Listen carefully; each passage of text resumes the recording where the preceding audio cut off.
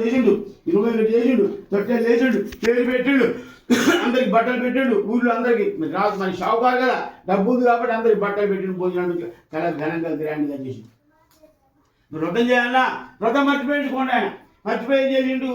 ఆ బాధతో చెప్తున్నాడు ఏమైనా మన బిడ్డ పుట్టింది కదా 20 అయిపోయింది ఇక నాకు బస్తీ పోతున్నా అక్కడ నాకు వ్యాపార నిమిత్తము పైసలు వచ్చేది ఉంది కాబట్టి నేను బస్తీ పోతున్నా అని చెప్పి అనేసరికి షావుకారు భార్య ఈయన మర్చిపోయింది వ్రతం గురించి కానీ భార్య బాగా గుర్తుపెట్టుకునే ఉంటుంది. ఏమయ్యా నువ్వు బస్తీ పోతా అంటున్నావు ఏంది మన ఇద్దరు ఏముందన్న పెట్టుకున్నావు చెప్పు.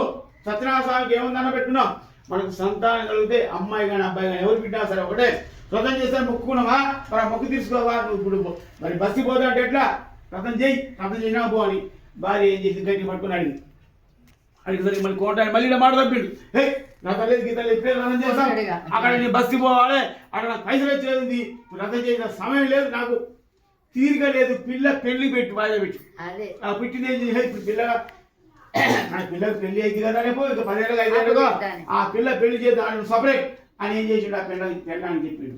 ఆ పిల్లమే చేద్దాగా ఇప్పుడు ఇద్దరు తలుచుకుంటే అర్థమైంది ఈ మొక్కలు ఉదయం చేస్తాం మొగలు లేదు సరే నీ ఇష్టం నాకేం ఇష్టం పో అన్నది.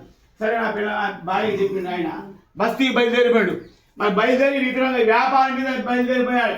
మరి చూస్తున్నాం కదా కాళ్ళ అనేది ఉండదుగా లేదు చూడంగా కాలం అనేది కాళ్ళ చక్ర స్పీడ్గా కట్ చేసింది చూస్తుండగానే 10 సంవత్సరాలు కట్ చేసింది 5 సంవత్సరాలు కట్ చేసింది. వెంటనే షావుకారు ఏం చేస్తారు మరి వెనకటి చిన్న వయసులో చేసేది పెళ్లి వెనకట 10 ఏళ్ళకి 5 ఏళ్ళకి 10 ఏళ్ళకే చేసేసి 8 ఏళ్ళు అయితే మా బిడ్డకు 10 ఏళ్ళు పడగానే తన కింద గుమస్తా ఉంటారు కదా అసిస్టెంట్లు బాబు ఇట్లా ఏం చేయడు రైట్ నేను నా బిడ్డ పెళ్లి చేద్దాం అనుకుంటున్నా ఎక్కడైనా జాడ తీసుకురాపో మీ కోంటోళ్ళంగా కోంటోళ్ళ సంబంధం తీసుకురాపో అని చెప్పి ఆ పిల్లగాడు